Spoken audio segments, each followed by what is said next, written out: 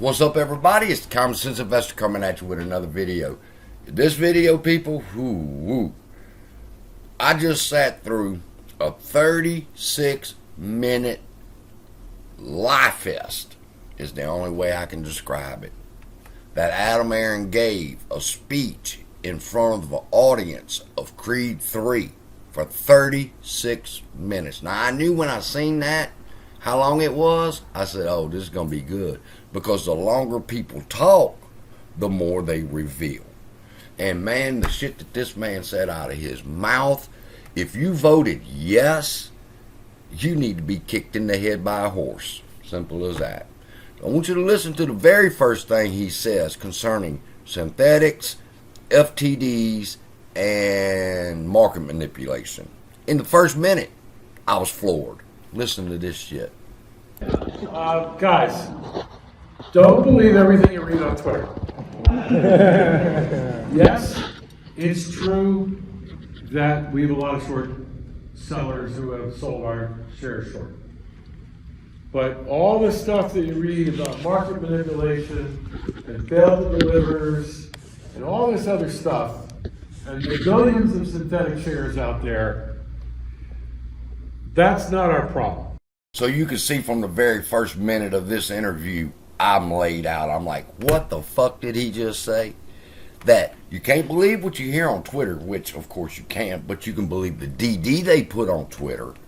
And the fact that market manipulation and the FTDs and the billions of synthetic shares out there, that's not our problem. And then he says this later on.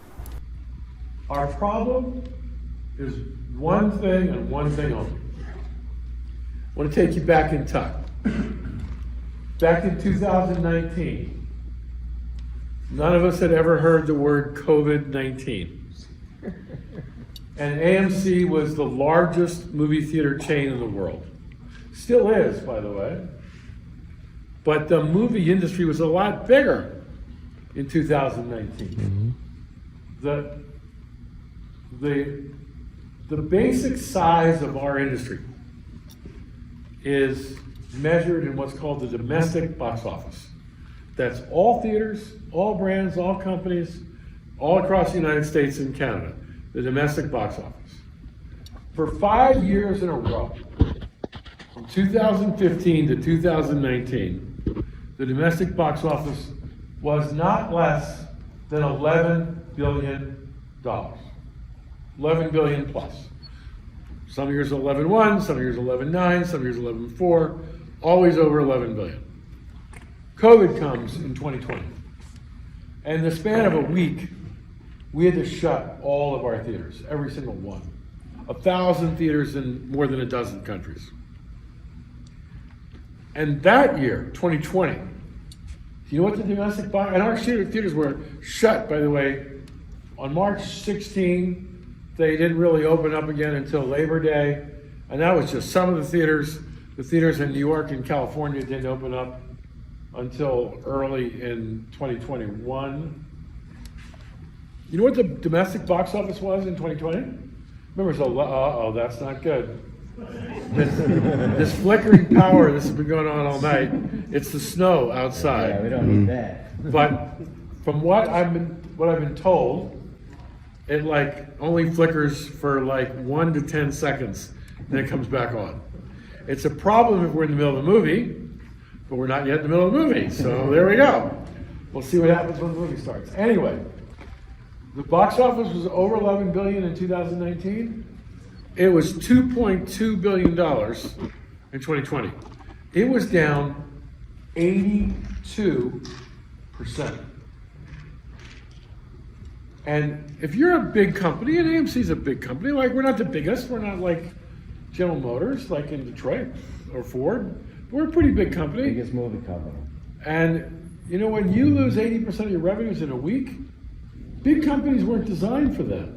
We have fixed costs, we had leases, we've got rent to pay on 1,000 theaters, and we've got employees to pay. And we've got all sorts of fixed costs all over the place. You can't turn the air conditioning and the heat off for 5 months when the theaters are closed. And there was one, we know that because one of our competitors tried that. And they turned the heat and the power off and the air conditioning off for 5 months. And when they were ready to reopen, they had mold all over the entire building, and they literally have to gut the building to the studs. It's $11 million worth of damage because they turned off the electricity in one building. We have 1,000 buildings. Can you imagine if we did that? Anyway, so we started to bleed cash. And the box office has gotten bigger, but it's not big enough yet. We are on a road to recovery, but the recovery is slow. So remember, the box office was $11.4 billion in 2019. It was $2.2 billion in 2020. The good news in 2021, it more than doubled. It was $4.5 billion. But $4.5 billion isn't $11 billion. And in 2022, the year we just completed, the box office grew again by about 2/3, and it was $7.4 billion. $7.4 billion is a lot more than $4.5 billion, but it's a lot less than $11.4 billion. And so we're still going to bleed cash. If a company that's designed to be strong in an $11.5 billion industry is sitting in a $7.5 billion industry. So we have only one problem. And it's not market manipulation, and it's not synthetic shares, and it's not naked shorting, and it's not all the things that you read on Twitter. It's this: we need more movies. Because if we have more movies, we'll have more moviegoers. And if we have more moviegoers, we'll have more revenues. And if we have more revenues, we'll make a profit instead of a loss. It's that simple. Now I'm going to interject something right here. He just said the market manipulation, the synthetic shares, the billions of synthetic shares, and all of this is not a problem. The problem is we need more movies. If we get more movies, we get more revenue. It's as simple as that. Okay. Look at what he just tweeted, all right, on March 11th, which was yesterday.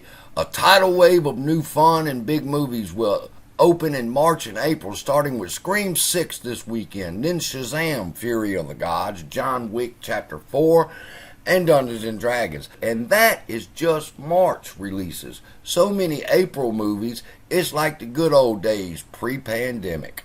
And March tidal wave becomes a tsunami in big movies in April. The Super Mario Brothers movie, Air, The Pope's Exorcist, Mafia Mama, Renfield, The Covenant, Big George Foreman, and so forth. Several many more, all right?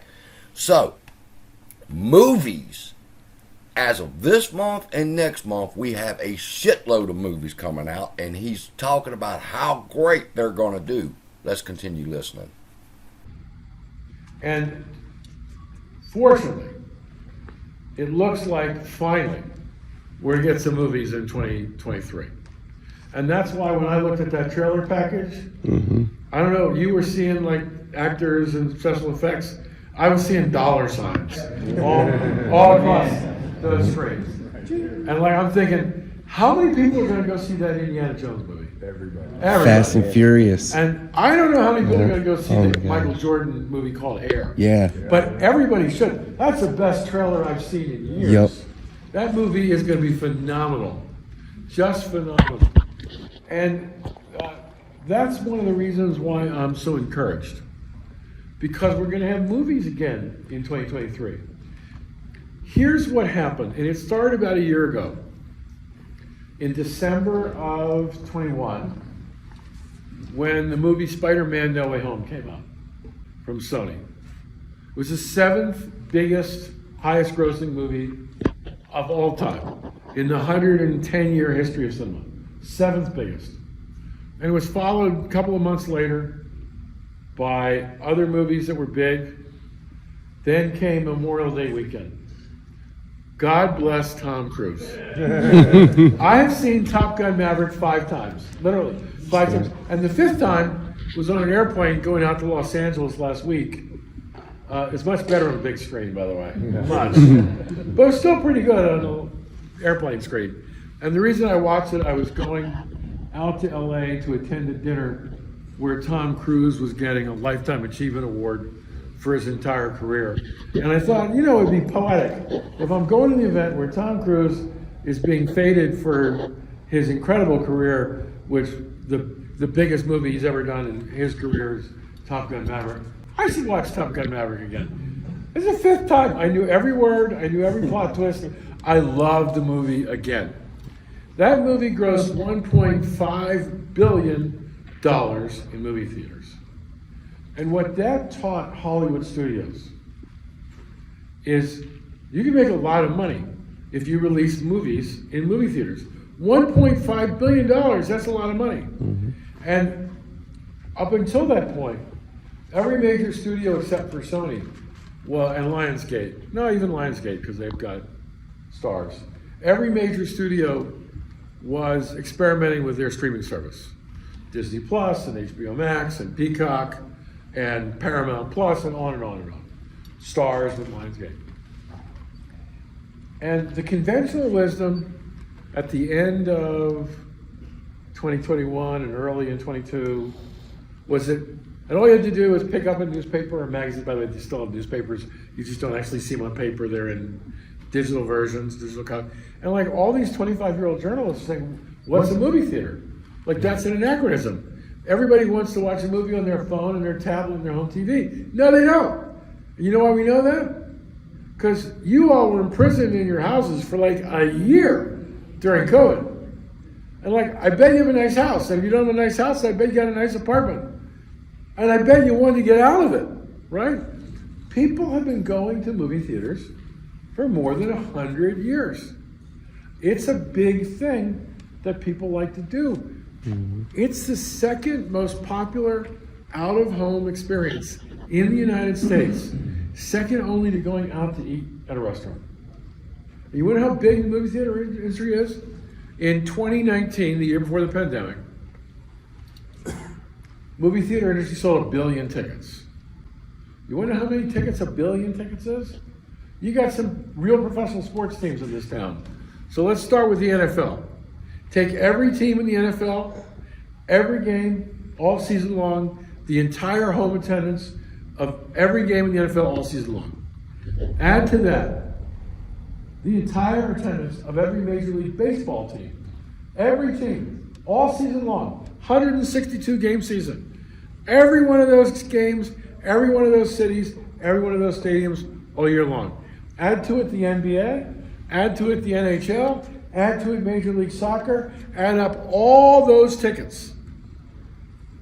In 2019, movie theaters sold 7 times the tickets of all the professional sports, every team, all season long, combined.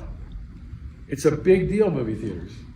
And Top Gun reminded the Hollywood studio executives that if they were just going to do streaming, they were losing an enormous market.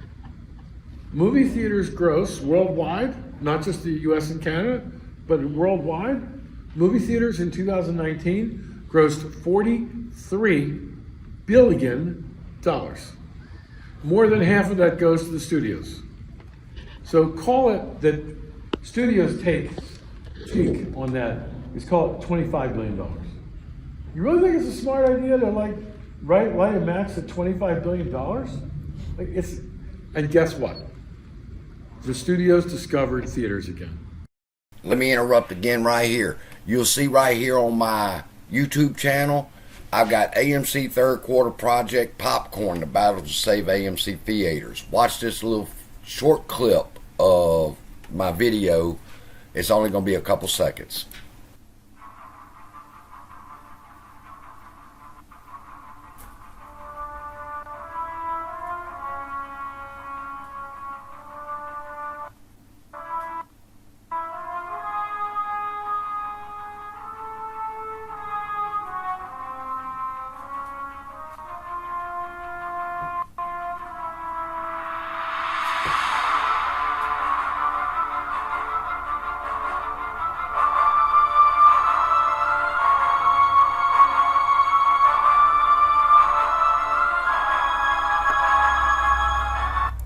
So 4 months ago, I was telling y'all about what was known as Project Popcorn, where studios was trying to figure out, was it more cost effective to put the movies in the theaters or to live stream them? And that's what he's talking about right here.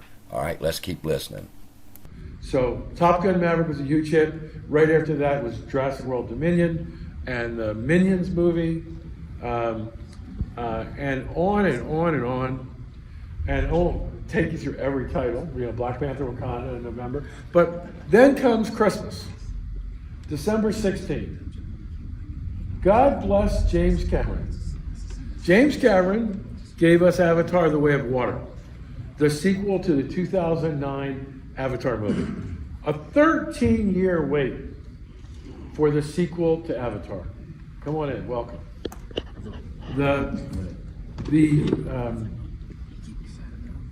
Avatar was nominated for 11 Oscars. I think it won 7, I'm not sure exactly, 7 or 8. Won Best Picture in 2009. Its sequel comes out in 2022. Guess what Avatar grossed? In 11 weeks, Avatar grossed almost $2.3 billion in movie theaters. Only in movie theaters. And now every Hollywood studio is scrambling to release more movies in theaters. And this trailer package you just saw, you saw that there are a ton of good movies coming in 2023. And this is going to be a big year. I don't think we're going to get all the way back to $11.5 billion, but I think we'll cross $9 billion. I think we'll be way above $7.4 billion. And how far above $9 billion we go, I don't know yet. We'll all find out together. It depends on you.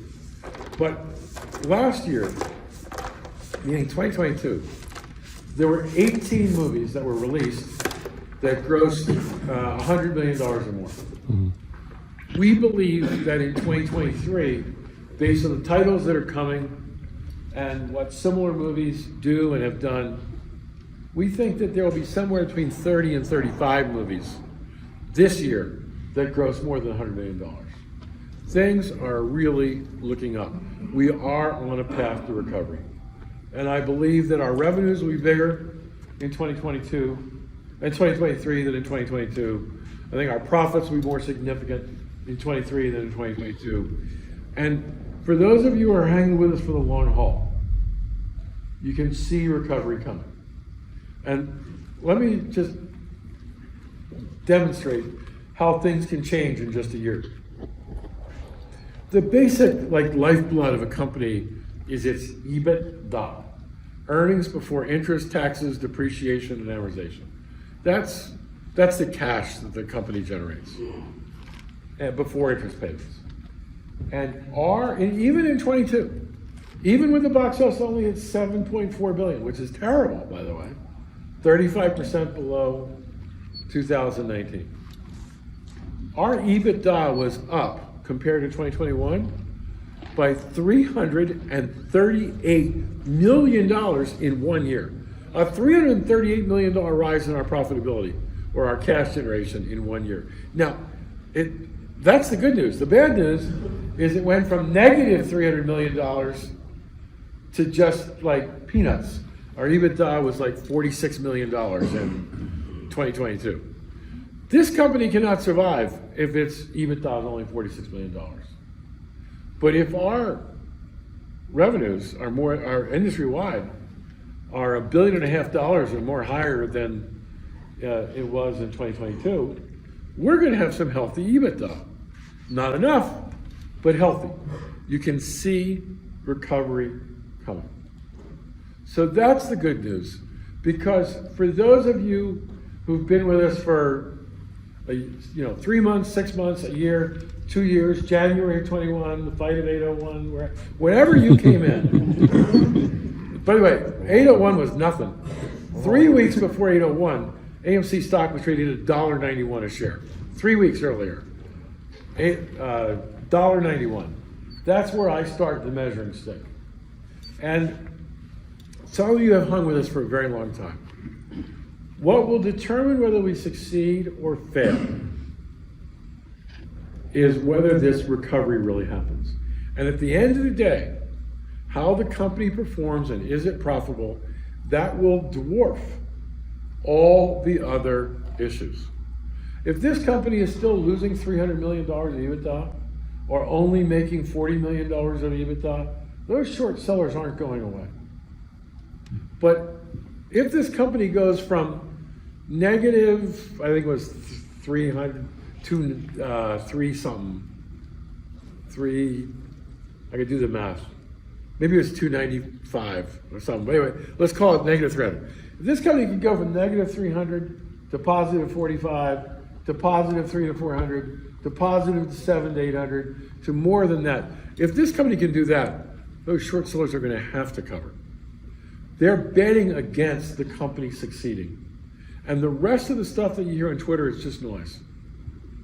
And what you need to follow is what's our movie-going attendance, what are our revenues, what are our EBITDA. And as you know, we report it publicly every 3 months.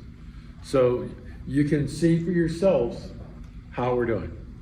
I do think the year is going to be back-end loaded. I think the first quarter is going to be a little tough. I think it's going to get bigger as the year goes on. Second quarter looks really good. Third quarter looks okay. Fourth quarter looks great. And I'm really optimistic that by 2024, possibly 2025, but hopefully 2024, which means like next year, we'll be right back in the swing of things. And, but that takes me to the most important message of the night. And that's, how do you get from where we are to where we're going to be? Notice I didn't say where we want to be. I said where we are going to be, with recovery finally coming. And the answer is, you put a lot of cash in the bank so that you can ride out this horrible COVID storm. We are 3 full years after COVID hit in March of 26, and we're still down as an industry. We're still down 35% in our revenues. That's really tough. Let me tell you something, guys. All the profits in the last third of the attendance. The first 2/3 just goes to cover your fixed costs. All the money that you make's in the last third, and we don't have the last third yet. But it's going to start to show up this year and next year and in 2025. So the way you survive is you raise a lot of money. And this is where you come in. Because I got to tell you something, and I say it from the heart. You guys saved AMC. It's that simple. Between September of 2020 and June of 2021, we raised $2.2 billion by selling stock to the public. It's called equity. And we put that $2.2 billion in the bank, and we didn't do anything with it other than support our movie theater company, except I spent $28 million to buy a quarter of a gold mine. Which people think I'm nuts, but we're going to make so much money from that investment in the gold mine. Don't worry, we're crazy too.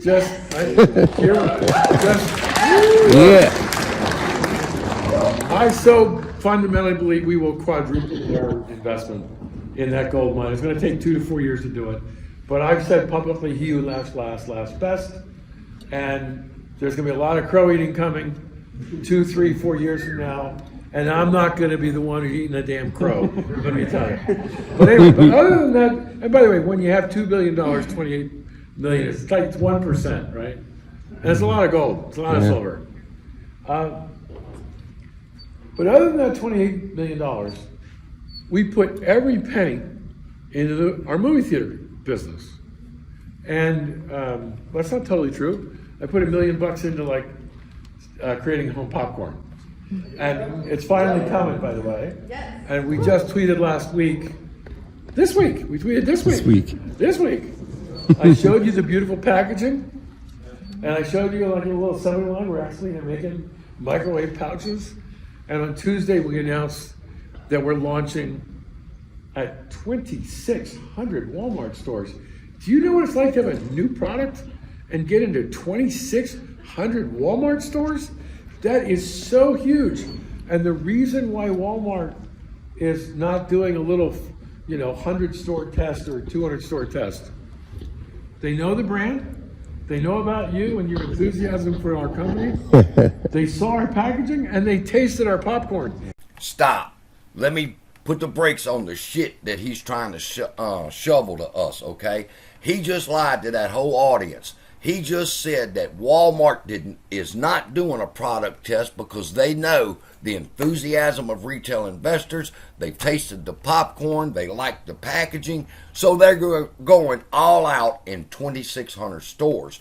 Yet in your tweet, he says Walmart has so many locations. Only 550 of their stores will feature AMC Perfectly Popcorn this weekend.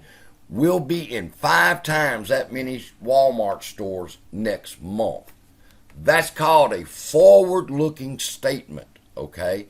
He does not know whether this popcorn is going to be successful or not. They're counting on retail to save the day again.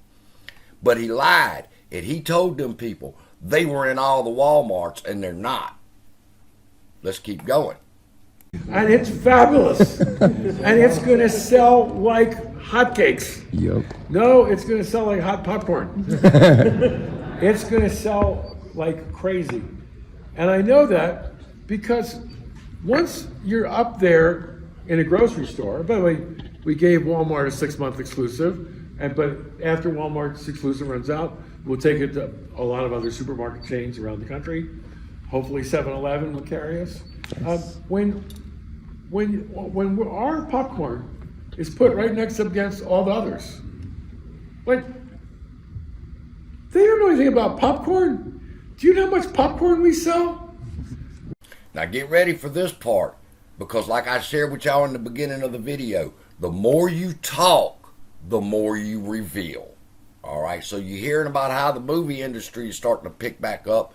March and April is going to be, but now he's fixing to start talking about popcorn sales. One more thing I want to add about this popcorn, and that it just come out this weekend, is that I told my Discord that I went to Walmart looking for it, and it wasn't there. But what I did see was 15 different new brands. In Walmart, they have readjusted their popcorn shelves where you only had a couple of like Act 2 and Redenbacher and the Walmart brands and so forth like that. I noticed that they had like 15 different kinds of new popcorn that just hit the shelves.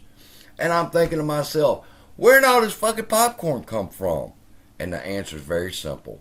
I'll talk about it later. This company, on a big day, not every day, but on a big day, we sell 50 tons of popcorn in a day. And popcorn doesn't weigh anything. Do you know how hard it is to sell 50 tons of popcorn in a day when it doesn't weigh anything? Anyway, it's another success. And that idea came from you guys, by the way. But other than the money we put into gold and silver lining and popcorn at home, the rest of that money went into our theaters. And we finished the year with $840 million of cash still sitting in our bank account.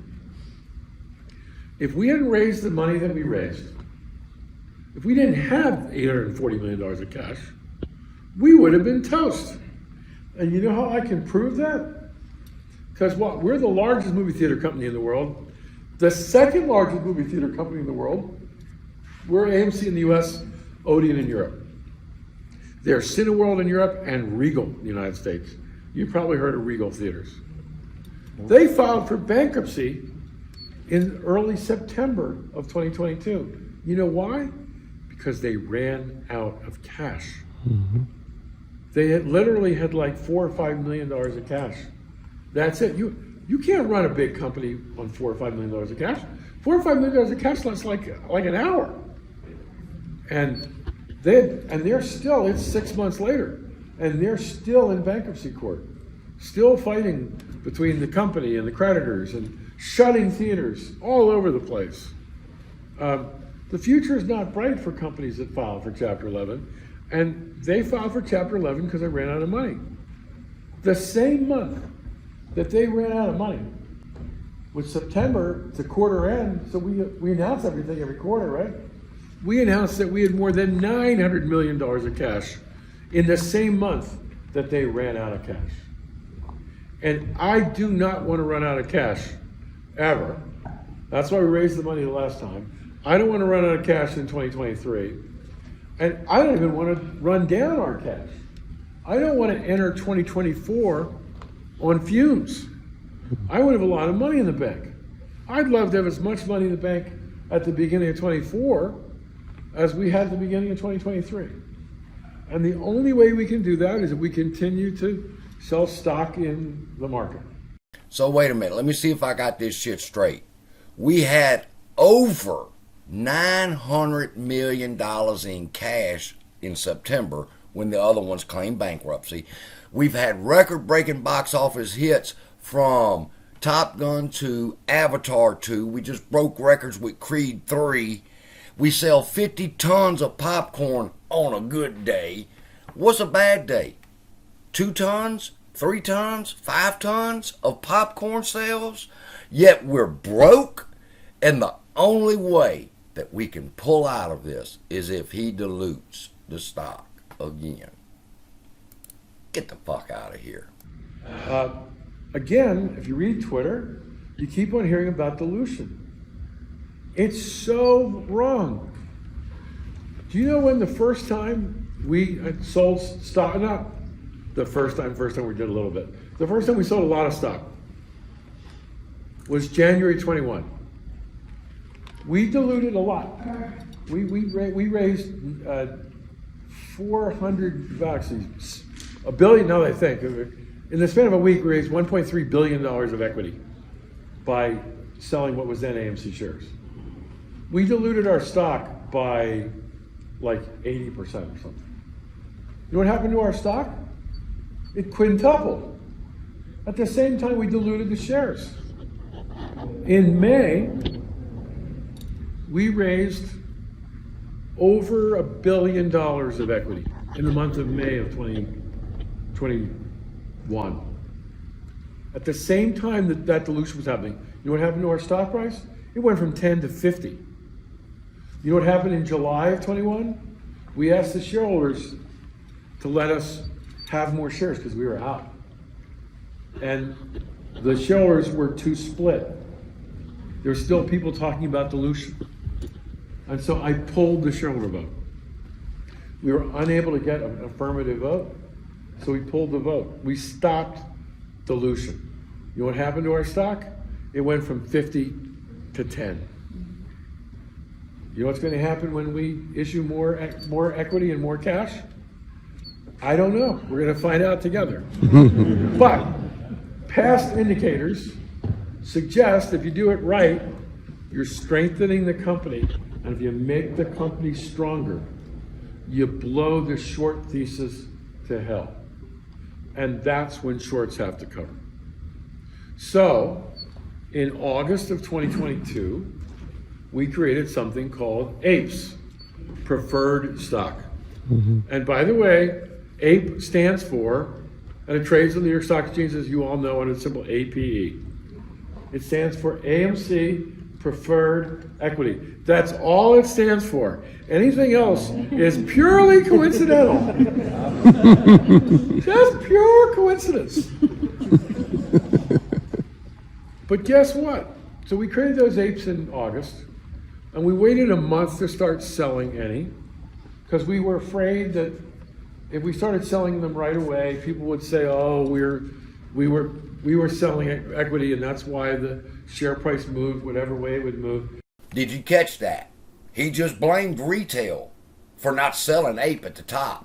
He's not going to say that it was his fault that when Ape was created that he didn't sell it at $10 a share. He wanted to wait a whole month so that we wouldn't blame him if the price fell. So it's our fault that he didn't do it. We wanted to give it a full month so that it could find its level, whatever its level was. And exactly 1 month after we released the apes, we started selling them on September 22. Right about the same time, we announced third quarter earnings. And, you know, I already said 2022 is a rough year. We burned through a lot of cash in 2022. Guess what the press was, and Cineworld Regal filed for Chapter 11. Guess what the press was filled with? AMC's next. AMC's going to file for bankruptcy. And guys, it's like cut our stock price in half. All the talk about AMC's going to file for bankruptcy. And it emboldened short sellers to continue to hold, because the conventional wisdom was that AMC is in trouble. You know what our answer to that was? We sold a lot of apes. And we sold and raised over $300 million in cash between September and December of 2022. And we're going to do it again. And that's why we're going to make it. We're going to outlast the pandemic, because we're going to guarantee that we have the resources to make it. And if we make it, and well, I should say if, when, right? You're gonna, yes, sir. You got, I got it before you. I paused and then you said no. When we make it, that's when the short sellers are going to have to fess up to the fact that AMC is here for the long haul. Which takes us to the shareholder vote. There is one thing that went wrong when we created the Apes. An ape, an AMC preferred equity unit, is literally exactly the same thing as an AMC common share. It has the same economic rights. It has the same voting rights. It's the same thing. But from the first week, the apes were selling in the market for less than the AMC common stock was selling. And it got so bad that by December, when we announced this March shareholder meeting and putting apes and common back together, and the fact that Antara was willing to give the company a lot of cash in exchange for apes, the preferred equity unit was selling in the market for 1/7 the price of a common share. And remember, the only thing that we could sell were apes, because we were out of common shares. And it just doesn't make any sense. You want to talk about dilution. When an ape is worth what should be worth what a common share is worth, but we're getting 1/7 the price for it than if we were to sell a common share. That's like terrible. So we announced, as you know, that we were going to take it to a shareholder vote to put the apes and the AMC back together, one for one. And so if you held, we gave everybody apes back in August free. We gave, you got 10 shares, you got 10 apes. If you got 100 shares, you got 100 apes. If you got 1,000 shares, you got 1,000 apes. We gave it to you free. Some of you sold them, some of you held on to them. Did you hear what that man just fucking said out of his mouth? That AMC, being so generous as they are, gave absolutely free everybody that held AMC shares, free shares of ape. He said it. I must play it again. Listen to it one more time. And so if you held, we gave everybody apes back in August free. We gave, you got 10 shares, you got 10 apes. If you got 100 shares, you got 100 apes. If you got 1,000 shares, you got 1,000 apes. We gave it to you free. Some of you sold them, some of you held on to them. But our hope is that we can put them together, because when we do put them together, what's pretty clear is that the thing that we'll be able to sell to raise cash to survive and to thrive will then be AMC common shares after we put the ape and the AMC common back together. But we'll be doing it at a much higher price, or we should be doing it at a much higher price than we were just selling apes. So much so that when we announced this transaction to put the apes and the AMC back together, the ape was selling at 1/7 the price of the common, and it was selling for 69 cents. And it like quadrupled in 6 weeks. The ape did. It went up in value, because people know that when you put the ape and the common back together, the ape is going to be more valuable. And if the ape's more valuable and we're selling it into the public, we might be able to raise 2, 3, 4, 5, 6, 7 times as much money from the sale of one ape, or what would then be a common share, than we would back when all we could sell is apes. So there you have it, people. out of the horse's mouth himself. He just laid out everything for you. And the more he talked, the deeper the hole he dug for himself. We had $900 million in the bank in September. Massive amounts of good fucking movies has created tons of revenue for us, both at the box office and in the concession stand and our merchandise and the popcorn sales that's going on right now. Nothing of that was going to save us.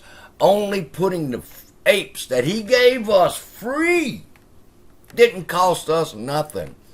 He's going to put it back in there, and then he's going to dilute more shares. That's the only way out of this situation. And I'll go back to what I said in the beginning of the video. If you voted yes, you need to have a horse kick you in the fucking head. And with that, love y'all, be blessed, and I'll see you in the next video.